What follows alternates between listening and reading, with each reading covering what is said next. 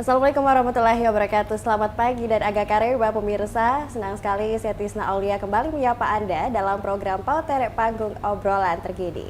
Di episode kali ini pemirsa, saya sedang berada di salah satu ruangan di gedung DPRD Kota Makassar untuk membahas terkait dengan tema kita hari ini, yaitu Kota Makassar yang berdaya tahan Sombere and Smart City, tentu saja bersama dengan salah seorang anggota Dewan Senior Kota Makassar, merupakan Sekretaris Komisi A DPRD Kota Makassar, Bapak Abdul Wahab Tahir. Assalamualaikum, selamat pagi Pak Wahab. Assalamualaikum warahmatullahi wabarakatuh. Pagi. Apa kabar Pak? Alhamdulillah baik. Sehat ya Pak? Sehat. Ini sebelumnya minal aidin dulu, kita masih dalam suasana Idul Fitri ya Pak. Dan sebelumnya terima kasih juga telah menyempatkan waktu untuk berbincang bersama kami di sini. Baik Pak Wahab, kesibukan akhir-akhir ini di komisi seperti apa Pak? Ya, kita lebih banyak melakukan tugas pengawasan ya, karena kan semua proses politik di DPR soal penganggaran itu sudah selesai. Sisa kita lakukan pengawasan, termasuk juga melakukan evaluasi dan monitoring terhadap proses belanja per triwulan kan seperti itu. Ya masih kerja standar sebagai pelayan rakyat. Yang namanya pelayan itu kan harus pelayan itu tidak bisa lebih baik dari orang yang dilayani. Iya betul. Kira-kira seperti itu. Oke, baik Pak. Sebagai seorang yang berada di Komisi A bidang pemerintahan begitu, kalau Bapak melihat kinerja pemerintah Kota Makassar sejauh ini dan dengan berbagai macam inovasinya seperti apa Pak? Kalau triwulan pertama ini memang kalau kita bicara standarisasi saja ya, yang regulatif itu ya sifatnya belanja kan.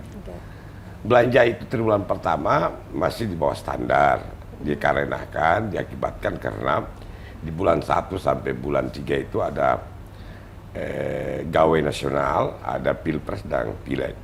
Sehingga serapan belanja itu masih sangat minim ya. Kita berharap di triwulan kedua ini bisa menjadi lebih baik karena kan sudah selesai pilpres, selesai pileg, sehingga kemudian bisa segera proses belanja di seluruh OPD pemerintah Kota Makassar termasuk mitra Komisi A itu bisa segera dibelanjakan karena belanja yang berkurang itu berkonsekuensi terhadap layanan kepada masyarakat. Semakin banyak belanja yang tertunda, semakin kurang manfaat yang dirasakan oleh rakyat. Soal program pemerintah kita tidak ragu lah dengan program pemerintah, apalagi Pak Dhani ini kan dia seorang arsitek. Betul. Punya kemampuan di atas rata-rata dan dia sudah periode kedua, sehingga kalau program kami tidak ragukan. Tetapi sekali lagi karena ada gawe nasional, ada kegiatan nasional, ya ada event politik nasional, sehingga kemudian proses belanja dan serapan belanja itu masih di bawah standar. Tapi sekali lagi kalau soal program tidak ada duanya lah kalau pada betul. Kami pasti dukung lah, dan semua program pemerintahan pada ini pasti kita dukung. Oke, kemarin kan dari beberapa bulan yang lalu begitu ada Monef begitu Pak. Hasil dari Monef seperti apa? Iya, Monef itu kan standarisasi Monef itu sebenarnya belanja. Berapa serapan belanja itu yang menjadi ukuran. Tetapi kan bukan alasan sih, sebenarnya bertepatan di bulan 1, bulan 3 itu ada kegiatan nasional, ada kalender nasional, ada agenda nasional yang namanya pilpres dan pileg, sehingga seluruh aktivitas eksekutif itu terbatasi kan. Karena ya itu tadi, karena ada kegiatan politik, mereka juga ragu jangan sampai kegiatan mereka dianggap bagian daripada sebuah pekerjaan politik. Ya, kami bisa memaklumi itu, tetapi untuk Monef kedua April sampai bulan 6 kami tidak toleransi lagi. Harus serapan belanja itu di atas 30%. Baik. Jadi memang karena ada beberapa event kemudian yang menjadikan serapan belanja ini masih kurang seperti itu ya Pak? Iya, ya kan belanja itu berkurang karena pertama prinsip kehati-hatian, kedua ada agenda nasional. Ya kan mereka eksekutif ini kan takut jangan sampai belanja itu mereka dihubung-hubungkan dengan agenda politik nasional, pilpres maupun pileg, sehingga kita bisa maklumi.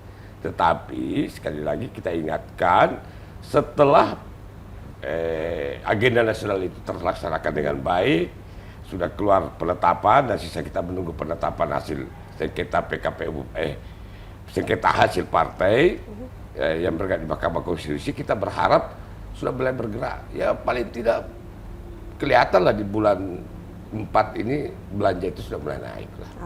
Karena kan kasihan, semakin banyak silpa, semakin sedikit manfaat yang dapat oleh rakyat. Buat apa kita punya uang sekian triliun kalau kemudian rakyat tidak merasakan manfaatnya? Betul. Lantas kedua, pemerintah yang baik kita adalah pemerintah yang selalu mengedepankan prinsip tata kelola pemerintah yang bertujuan untuk meningkatkan kualitas layanan, dan itu yang dilakukan oleh pemerintahan pada. Jadi kita harapkan semoga setelah ini kemudian SKPD banyak melakukan program supaya anggaran belanja ini bisa digunakan dengan maksimal. Harus bekerja lah dengan baik. Kan sudah terprogram, sudah terencana, sudah disahkan oleh DPR lewat Perda APBD kita. Ya belanjalah. Jangan kalian tidak mau belanja. Nah, memang ada terindikasi kuat, ada beberapa oknum pejabat di pemerintahan Kota Makassar ini tidak punya keberanian membelanjakan uang itu. Karena takutlah apa. Ya, kalau logika saya, orang kalau takut membelanjakan uang yang menjadi amanah dalam kewenangan pangkat dan jabatannya, berarti orang itu bermasalah. Iya, betul. Baik Pak Wahab, di Komisi A, bidang pemerintahan yang juga membidangi terkait dengan ketertiban dan juga keamanan masyarakat begitu. Melihat fenomena yang saat ini banyak sekali kriminalitas jalanan yang terjadi, dan kita tahu juga bahwa sebenarnya pemerintah Kota Makassar juga telah melakukan upaya begitu untuk menekan hal ini. Tanggapan Pak Wahab terkait dengan hal ini yang semakin meningkat justru angka kriminalitas jalanan yang terjadi seperti apa, Pak? Ya konsekuensi dari sebuah kota metropolitan, kota dunia ya pasti begitu. Di mana-mana di dunia ini kalau naik semakin kosmopolitan sebuah kota, semakin tinggi tingkat kriminalitasnya di mana-mana. Berbanding lurus seperti berbanding lurus. Karena kenapa? Kota itu menjadi kota tujuan. Seluruh orang masuk. Banyak orang yang bermigrasi masuk, dan kemudian terjadi berbagai macam budaya dan bawaan masing-masing dari daerah asal. Sehingga ya kemudian ya kita harus menerima sebagai sebuah konsekuensi saja. Tetapi sekali lagi kita dorong pemerintahan Kota Makassar ini untuk membangun komunikasi stakeholder kepada jajaran yang lain untuk kemudian menciptakan rasa aman itu. Tidak boleh kemudian karena mentang-mentang kita kota kosmopolitan, kota metropolitan, kemudian kita memberi terkesan mentoleransi. Memaklumi justru tidak boleh. Tetap harus ada upaya real. Pemerintahan yang baik menurut saya adalah pemerintah yang selalu hadir di tengah-tengah kegelisahan masyarakatnya. Coba Mas bayangkan, selama saya menjadi anggota DPR, sejak saya lahir, karena saya lahir di 50 tahun yang lalu, kemacetan terparah di Makassar di Ramadan tahun ini. Dibanding tahun-tahun lalu luar biasa, kemacetan tahun ini paling macet. Kenapa seperti itu?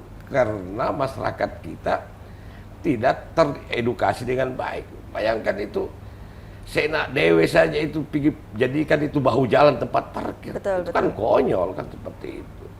Jadi harus dibangun sinergitas antara seluruh jajaran pemerintahan Kota Makassar, melibatkan seluruh unsur yang ada, kemudian melakukan edukasi kepada rakyat. Tidak bosan-bosan lah kita memberikan pelajaran kepada rakyat. Jadi memang sepenuhnya bukan tanggung jawab pemerintah, tapi juga masyarakat harus lebih tahu dan lebih teredukasi terkait dengan anak Makassar itu gitu. Kalau tidak ditegur, tidak diingatkan, ya begitu. Kita tidak boleh bosan lah. Betul. Oke, baik Pak Wahab, akan kita lanjutkan di segmen selanjutnya, dan pemirsa tetaplah bersama kami di Pautere, panggung obrolan terkini.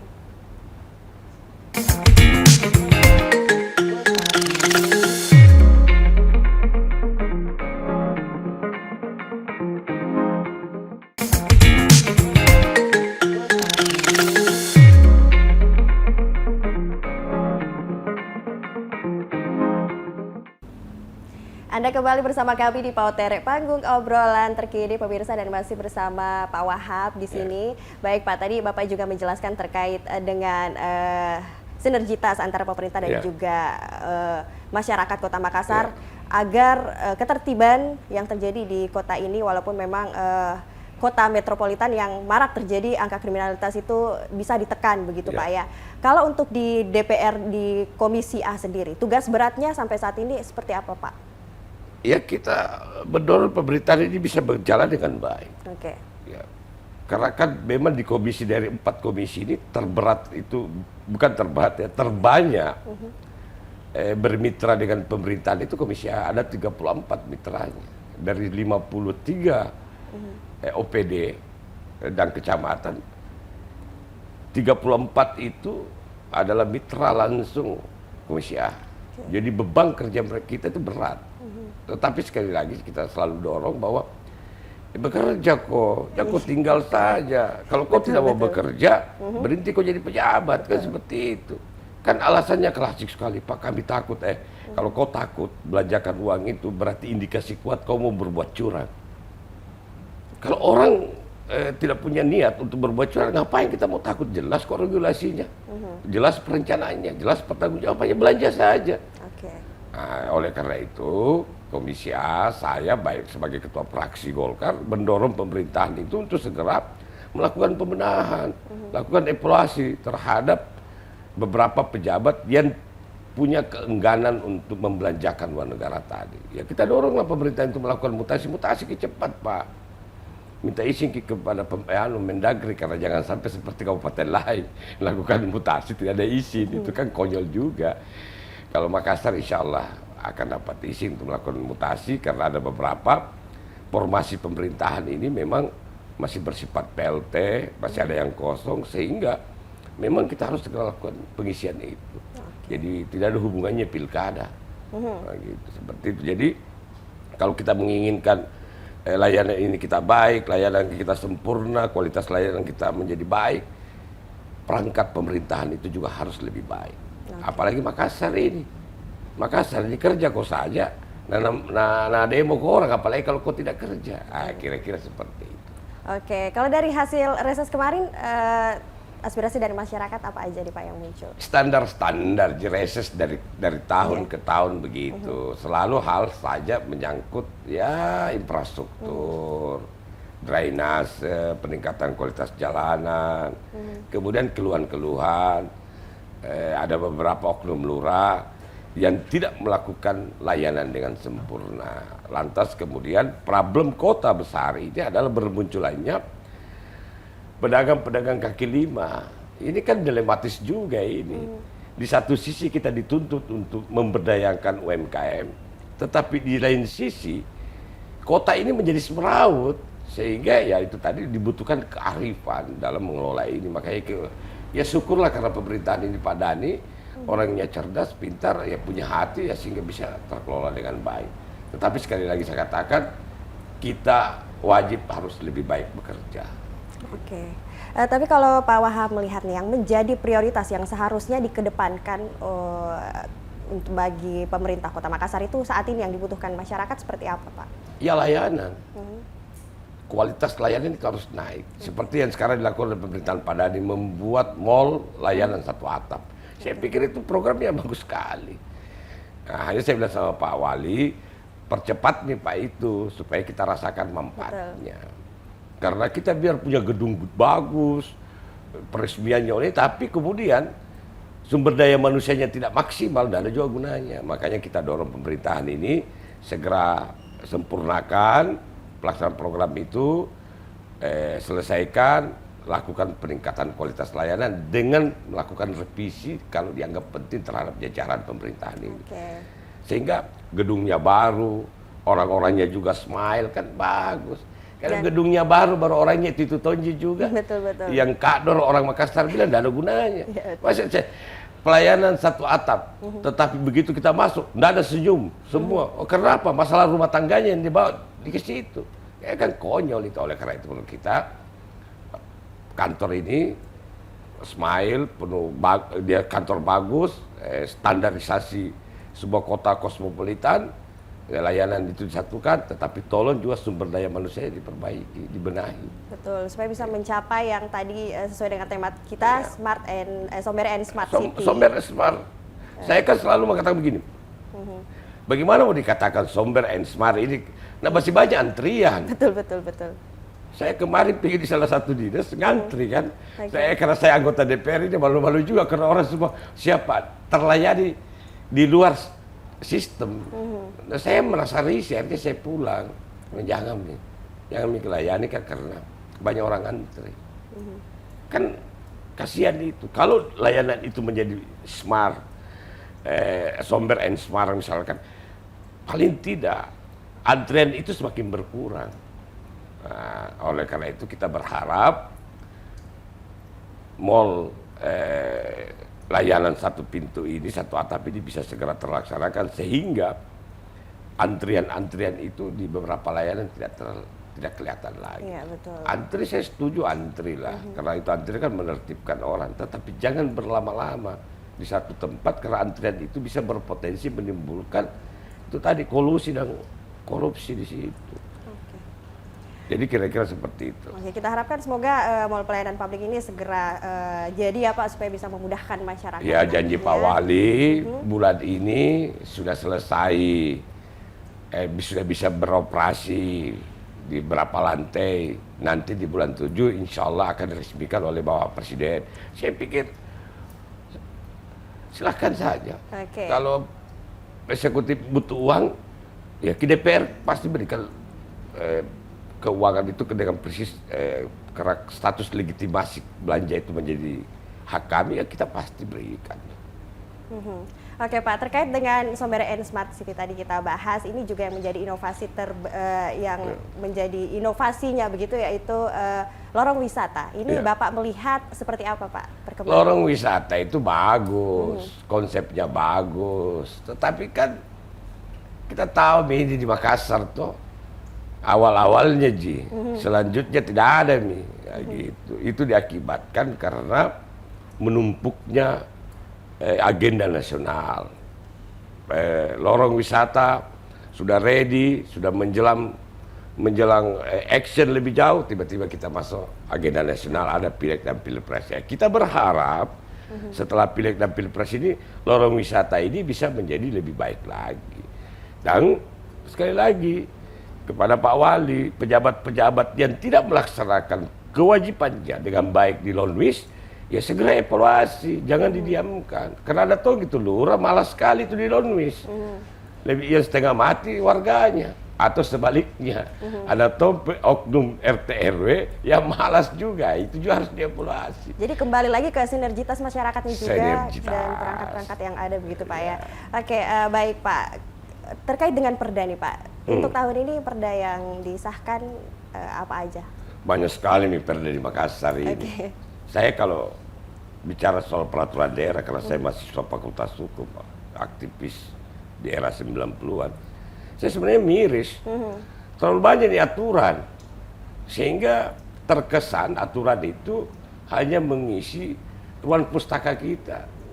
Karena aplikasinya susah sekali. Saya kasih contoh satu. Ada namanya Perda Anjal, anak jalanan. Malah bertambah jadi anjal di Makassar. Kan lucu sekali kan.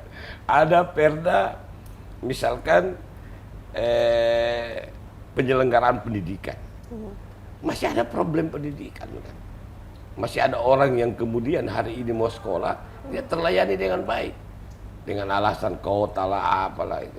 Prinsip rasa keadilan itu tidak ada. Seharusnya kalau menurut saya, selama warga itu mau bersekolah, tidak ada maka kewajiban negara untuk melayani dengan baik. Oke. Gitu. Karena kan salah satu tujuan dari perda itu menertibkan orang. Kedua, hasil tertib itu tadi bisa melahirkan generasi yang kemudian siap untuk men-take over pemerintahan ini. Nah kalau perda itu hanya menertibkan orang kemudian tidak mempersiapkan kader, berarti perda itu tidak berjalan. Lantas itu tadi kalau ada tong orang di DPR di Makassar ini mengukur kinerja DPR itu dari produk perundang-undangan yang dibuat, perda misalkan. Kalau saya karena saya orang hukum, saya bilang tidak penting itu. Jangan kau ukur kualitas kinerja kita di DPR karena kita punya kewenangan legislasi dengan melahirkan produk yang namanya perda. Kalau saya mau hitung ini selama 15 tahun di DPR, banyak sekali perda kita lahirkan. Tapi apa manfaatnya kepada rakyat? Lebih baik uang yang ratusan juta itu kita bagi-bagi sehingga kemudian tidak perlu lagi ada mengurangi misalkan orang yang jadi pengemis, anak jalanan apa sebagainya. Atau kita uang itu yang untuk membuat perda kemudian kita manfaatkan untuk melakukan pelatihan terhadap anak-anak yang ada di lorong-lorong, di lorong wisata, yang kemudian bisa membuat lapangan kerja sendiri. Dan ini mungkin bisa lebih efektif lagi Iya, Pak, untuk membina mereka. perda-perda itu. Baik Pak Wahab. Akan kita lanjutkan di segmen selanjutnya dan pemirsa tetaplah bersama kami di Pautere Panggung Obrolan Terkini.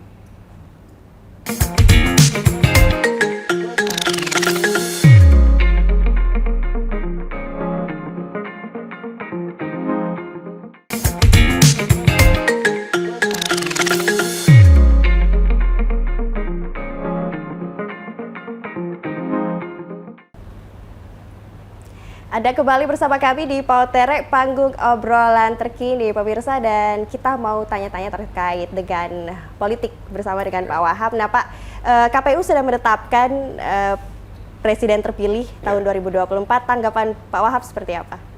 Iya kan, sebagai orang Indonesia yang taat pada hukum, apapun keputusan yang diambil oleh KPU, kita wajib dan patuh menghormati. Kalau kemudian ada komplain, ada klaim, dan lain, itu biasalah dalam era demokrasi seperti ini. Ya, tetapi sekali lagi karena sudah ada proses hukum di Mahkamah Konstitusi, sudah diputuskan, kemudian sudah diberikan legalitas oleh KPU kemarin, menetapkan ya selesailah.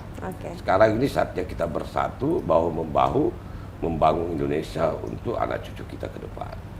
Oke, baik. Nah, bicara tentang politik nih Pak, ini tentu erat juga kaitannya dengan pilkada yang akan datang selanjutnya. Bapak, tanggapannya seperti apa dan kesiapan Partai Golkar seperti apa, Pak? Golkar sampai hari ini memberikan surat tugas kepada Ketua Golkar untuk maju. Dan terakhir surat dari DPP via DPD Provinsi menekankan untuk tidak membuka pendaftaran. Jadi sehingga sampai hari ini Golkar masih utuh akan mencalonkan satu orang, kecuali ada pertimbangan lain, kecuali ada dinamika ini bergerak terus, jadi kita harus awasi, amati dan sebagainya. Ya kita berharap pilkada di Makassar ini akan melahirkan sosok pemimpin, ya paling tidak, kalau tidak bisa menyamai Pak Dhani, ya paling tidak bisalah, kalau tidak bisa melampaui Pak Dhani, menyamailah Pak Dhani. Kalau Bapak melihat yang sebenarnya yang dibutuhkan Kota Makassar, pemimpin yang seperti apa sih Pak? Makassar sebenarnya kan ada kerinduan orang terhadap sentuhan nurani, sentuhan kasih sayang. Karena Makassar ini kan karakternya keras. Kecenderungan orang Makassar, penduduk Makassar itu adalah lantang, tetapi mereka itu oposan yang loyal. Seluruh Republik ini akui, penduduk Makassar, Sulawesi Selatan itu adalah oposan yang loyal. Apa itu oposan yang loyal? Dia berani menyatakan sesuatu itu dengan benar, dengan baik, tetapi dia tetap loyal terhadap orang itu. Jadi dia melakukan otokritik terhadap pemerintahan, tetapi dia loyal terhadap orang itu. Yang mungkin oleh sebagian orang dianggap itu tidak bahaya kan. Begitulah orang Sulawesi Selatan. Lantas Makassar juga ini butuh pemimpin yang kira-kira bisa menggambarkan pola kepemimpinan nyata itu lebih banyak menawarkan cinta dan kasih kan. Kita berharap kemudian bisa terbangun komposisi, karena kan pilkada ini harus koalisi, karena tidak ada satu partai pun yang bisa mengajukan satu paket karena tidak memenuhi syarat 20%. Sehingga kita berharap mudah-mudahan ke depan bisa lahir hasil koalisi itu pemimpin yang kemudian bisa memadukan cinta, kasih, dan kerja yang keras. Karena kan sudah dicoba semua ini. Model pemerintahan di Makassar, model pemerintahnya Pak Ilham misalkan, almarhum Amrudi Maula, almarhum Malik B. Masri, terakhir 10 tahun terakhir ini pemerintahan Pak Dhani.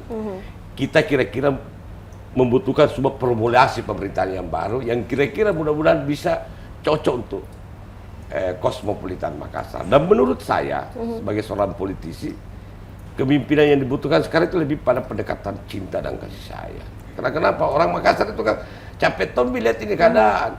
Woi, kasih ke juga pemimpin yang bos ya sedikit lebih wise. Jangan mau kutus angin sombere. Nah, itu sombere dari dulu gitu, belum pikir lahir sombere bewang Miki. Tetapi maksud saya lebih lebih pada faktual.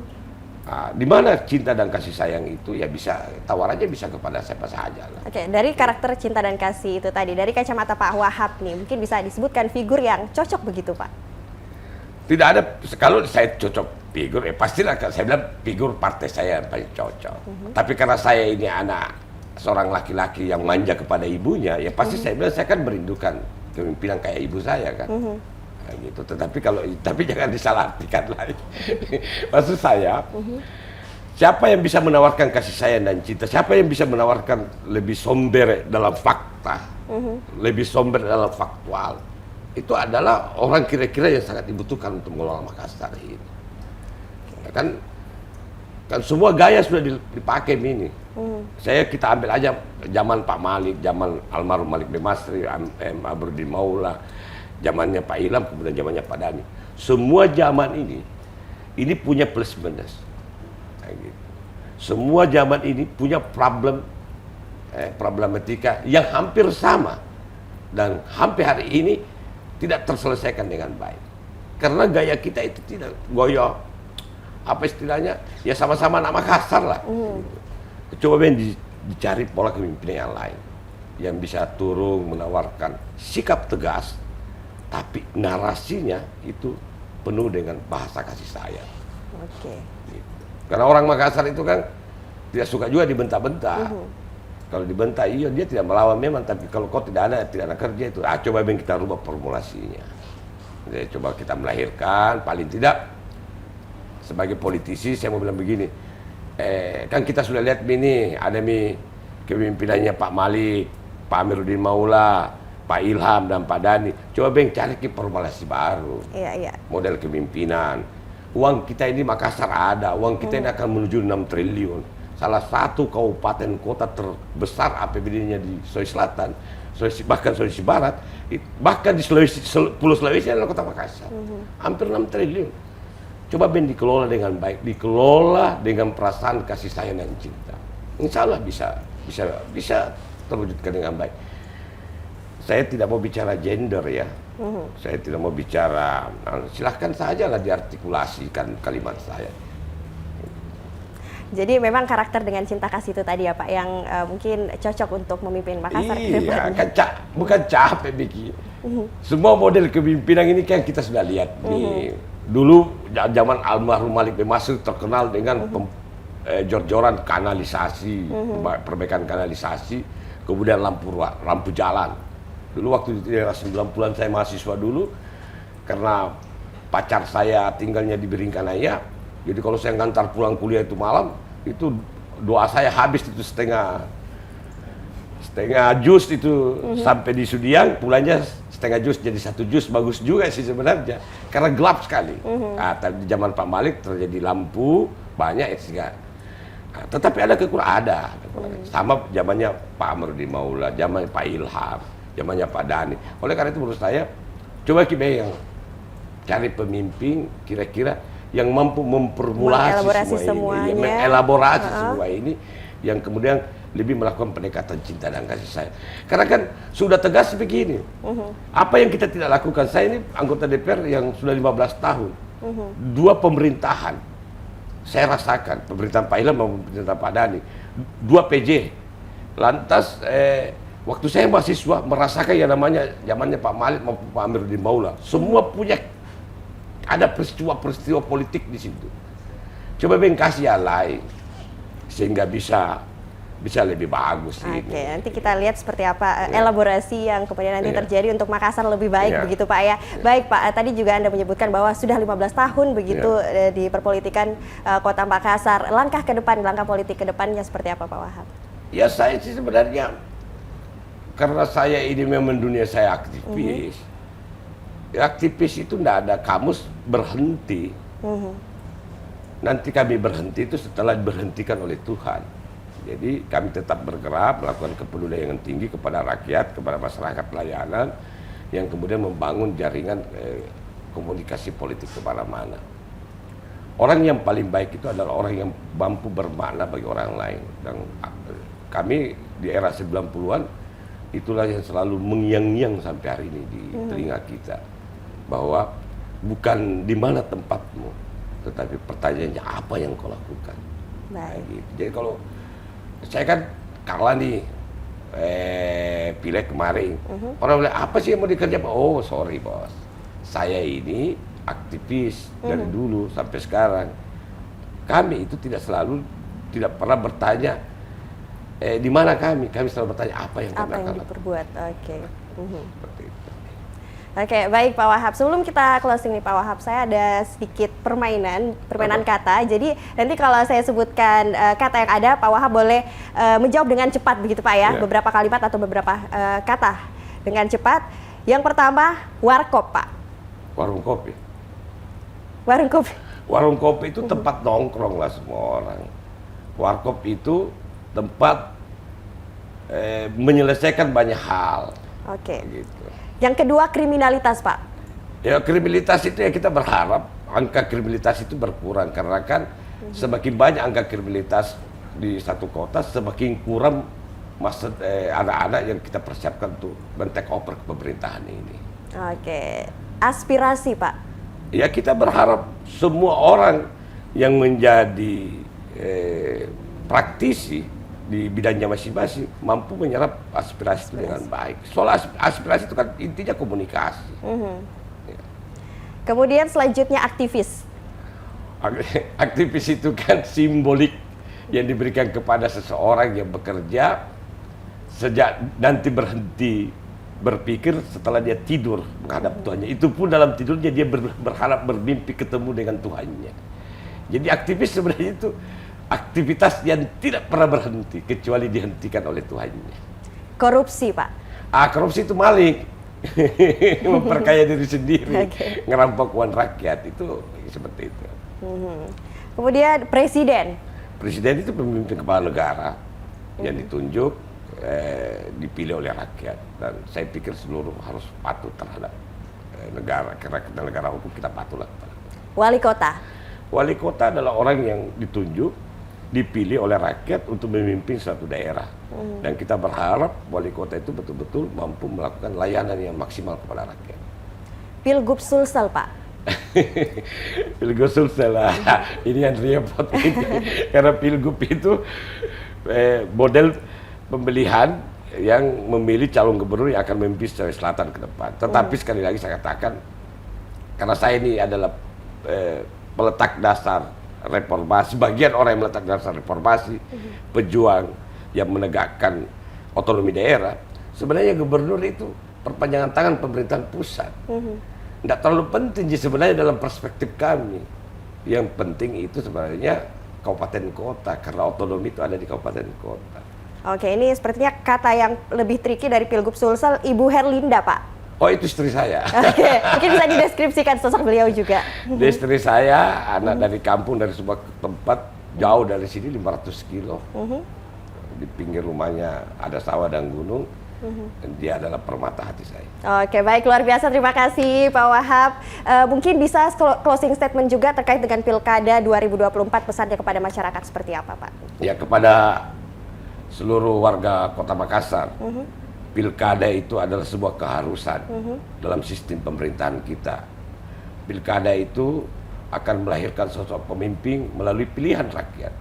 Siapapun juga yang akan terpilih itu adalah putra-putri terbaik Kota Makassar. Kita boleh berbeda soal pilihan, tapi silaturahmi tetap kita harus jaga, lanjutkan pekerjaan kita dengan baik untuk menata Makassar yang lebih baik ke depan. Oke, baik, luar biasa. Terima kasih Pak Wahab atas waktunya berbincang bersama kami di Pautere hari ini. Dan pemirsa, demikianlah Pautere episode hari ini. Saya Tisna Aulia beserta seluruh tim mengucap pamit undur diri. Wassalamualaikum warahmatullahi wabarakatuh dan sampai jumpa. Assalamualaikum warahmatullahi wabarakatuh.